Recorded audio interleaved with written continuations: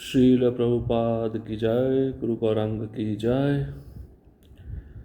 कल के सत्र में हमने सुना था कुरैश को भगवान वरदराज से बहुत सारे वरदान प्राप्त होते हैं, और जब ये संदेश कांचीपुरम में पहुंचता है एक शिष्य के द्वारा रामानुजाचार्य के पास में कि कुरैश अपने लिए वर न मांगते हुए वरदराज जी से अन्य लोगों के लिए वर मांग रहे हैं, उनके लिए आशीर्वाद मांग रहे हैं, तो ये जब रामानुजाचार्य सुनते तो बहुत प्रसन्न होते हैं। लेकिन रामानुजाचार्य कहते हैं अपनी खुशी के लिए आपको अपने नेत्र वापस मांगने चाहिए भगवान से। तो कुरैश भगवान की सेवा पुनः करते हैं और वरदराज भगवान कुरैश को कहते हैं कि अब मैं आपकी क्या इच्छा पूरी करूं। तो कुरैश कहते हैं, हे दया सागर भगवान, जो दो मूल्यवान वस्तुएं मैंने खो दी हैं, जिन दो मूल्यवान वस्तुओं से मैं आपको देखता था, अब वो मेरे पास में नहीं है, मैं आपको नहीं देख पा रहा हूँ, तो वह वस्तुएं मुझे वापस प्रदान कर दीजिए।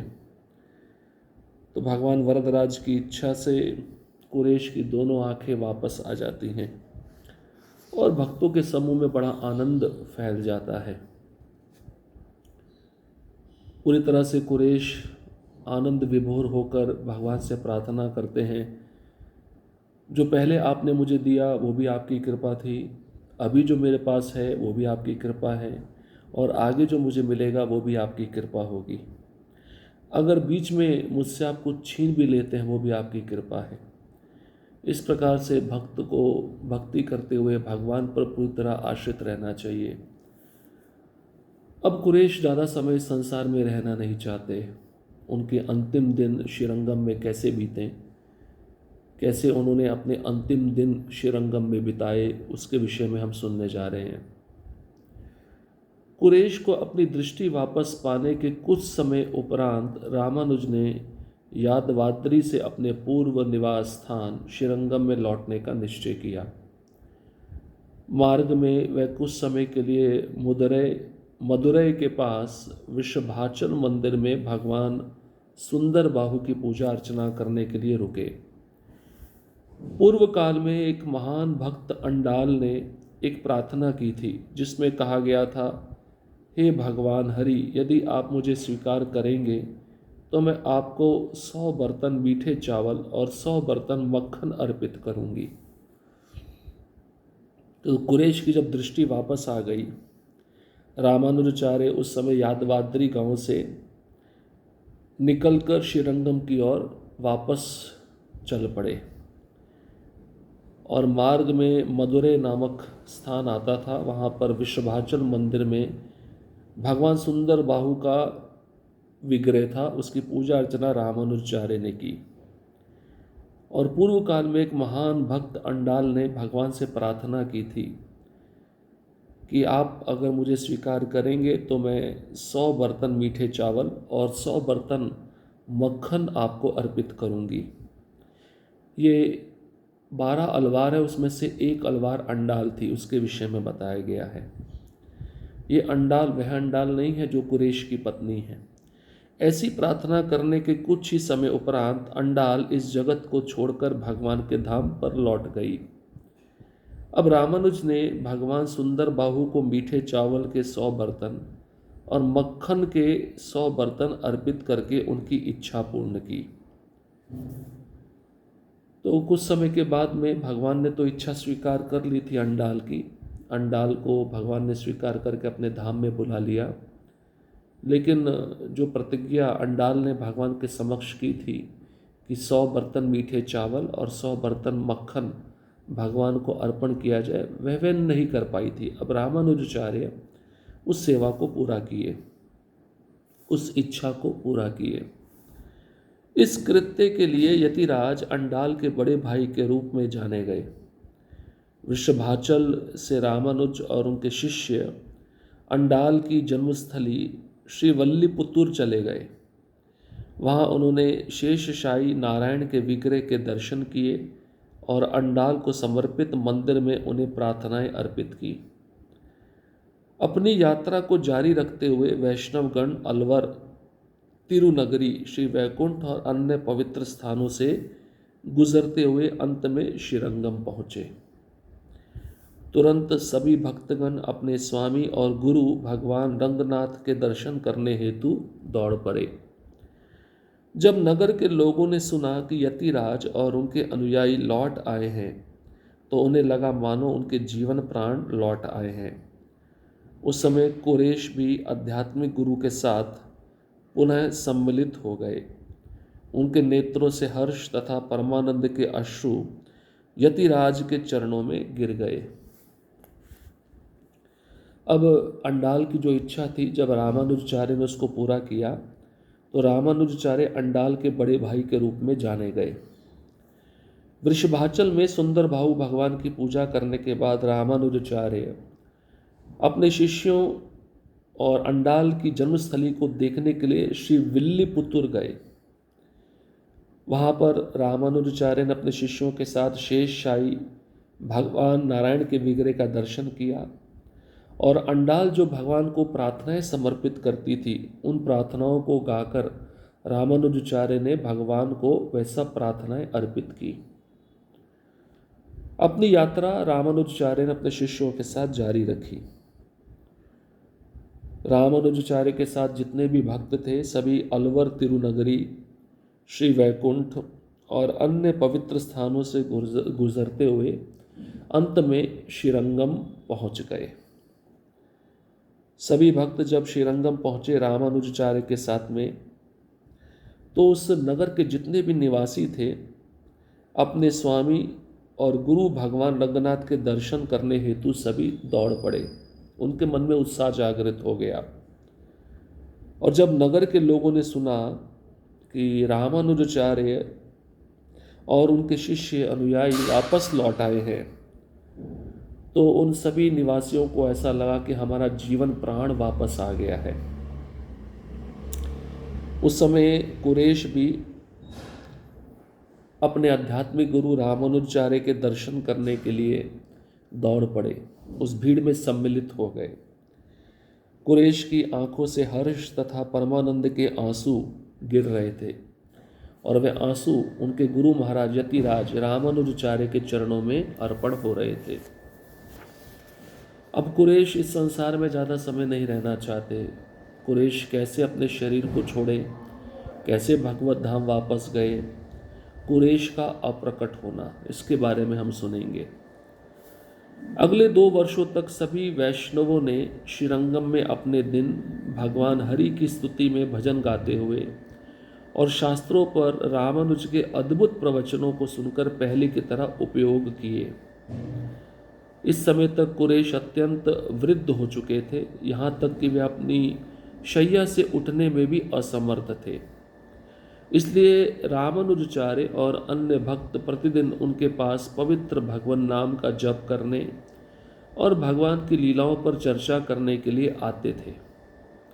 एक दिन जब सभी वैष्णव हर्षोन्माद में कीर्तन कर रहे थे, कुरैश के नेत्रों से परमानंद के अश्रु बहने लगे। उन्होंने अपने गुरु के चरण कमलों को पकड़कर अपने हृदय में दबा लिया। इस स्थिति में उन्होंने अपने प्राण त्याग दिए। तो जब रामानुजाचार्य अपने शिष्यों के साथ श्रीरंगम पहुँचे, सभी को बड़ी प्रसन्नता हुई, सभी बड़े हर्षित हुए। कुरैश को बड़ा आनंद आया। अगले 2 साल तक सब कुछ अच्छा चल रहा था। श्रीरंगम में सभी भक्त भगवान रंगनाथ की स्तुति में भजन गाते हुए बिताते थे और रामानुजाचार्य शास्त्रों पर चर्चा करते हुए अद्भुत प्रवचनों को सुनाकर अपना समय बिता रहे थे। और इस समय तक कुरैश अत्यंत बूढ़े हो चुके थे, वृद्ध हो चुके थे और इतने बूढ़े हो गए थे कि अपनी शैया से भी उठ नहीं सकते थे। अपने बिस्तर से उठने में वह असमर्थ थे। इसलिए रोज यतिराज रामानुजाचार्य और अन्य भक्त उनके पास पवित्र भगवान नाम का जप करने और उनको भगवान की लीलाएं सुनाने के लिए आते थे। एक रिवाज है, जब भी भक्त शरीर छोड़ते तो उनके पास कई भक्त कीर्तन गाने उनको भगवान की लीलाएं सुनाने के लिए आते हैं, जिनसे उस भक्त के मन में भगवान की स्मृति बनी रहे, भगवान का चिंतन बना रहे, अंतिम समय में वह भक्त भगवान को याद कर पाए। इसलिए अन्य भक्तगण मदद करते हैं। अब एक दिन ऐसा आया कि सभी भक्त बड़े हर्ष से कीर्तन कर रहे थे। कुरेश की आंखों से परम आनंद के आंसू बह रहे थे। कुरेश ने अपने गुरु के चरण कमलों को पकड़ लिया, अपने हृदय में दबा लिया।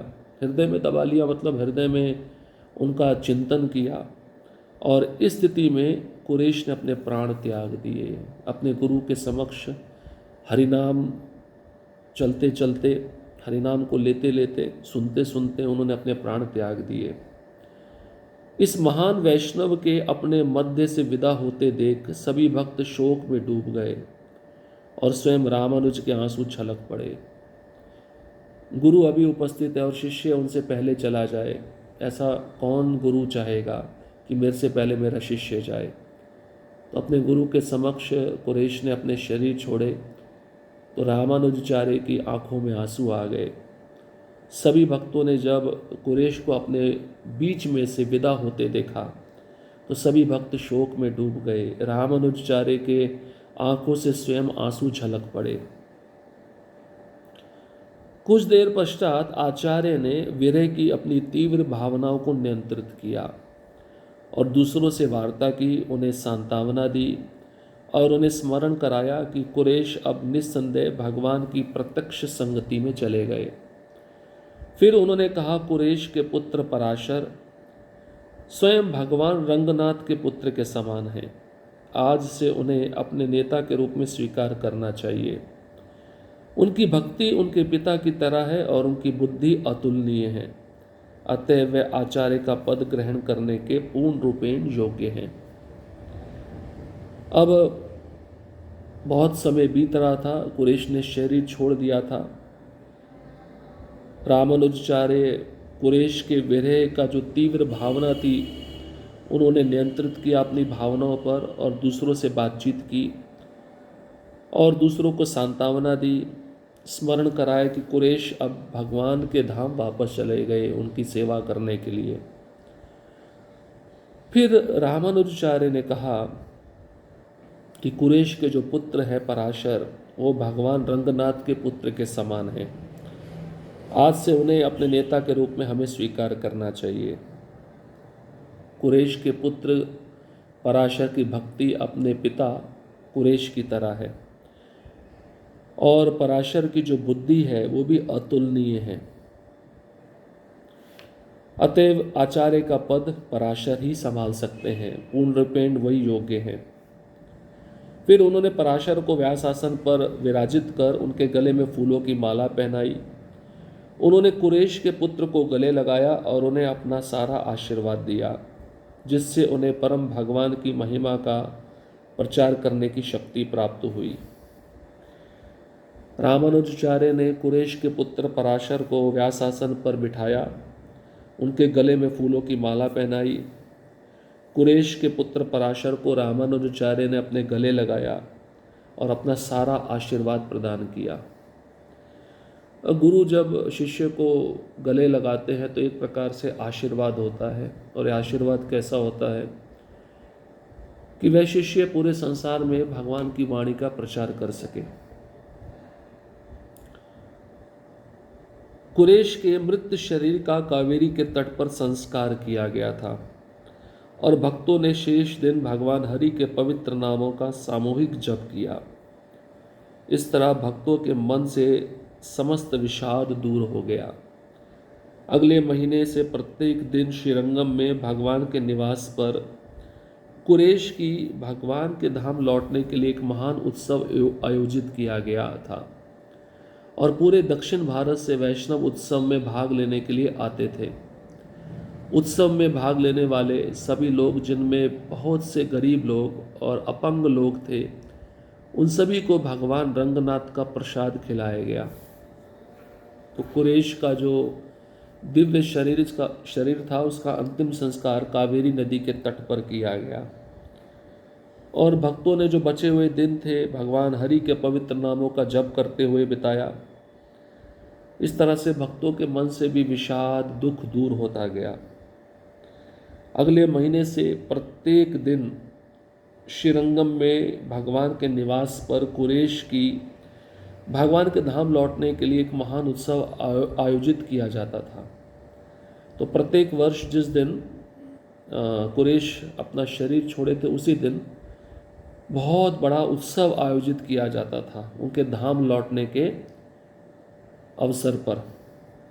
और पूरे दक्षिण भारत से जितने भी वैष्णव थे उस उत्सव में भाग लेने आते थे। और उत्सव में भाग लेने वाले ज़्यादातर लोग बहुत से गरीब थे, अपंग थे, और उन सबको भगवान रंगनाथ का प्रसाद खिलाया जाता था। इस तरह से उत्सव कुरैश के तिरोभाव की तिथि पर हर साल मनाया जाता था। इस प्रकार से कुरैश अपने गुरु महाराज को समर्पित थे, जिन्होंने पूरा जीवन अपने गुरु की सेवा में बिताया। गुरु को समर्पण होकर भगवान की सेवा में उन्होंने अपना जीवन बिताया। तो वह शिष्य जिसने पूरा जीवन गुरु को दिया हो, वह तो निश्चित रूप से भगवत धाम जाएंगे। तो कुरैश का अप्रकट होना, इसके बारे में हमने सुना।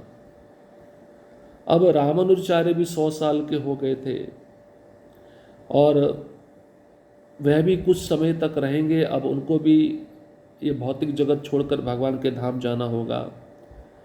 तो रामानुजाचार्य भी अब जो बचे हुए कार्य हैं पूरा करना चाहते हैं। तो रामानुजाचार्य के एक शिष्य हैं आंध्रपूर्ण, वह भी अपने गुरु के प्रति बहुत समर्पित थे।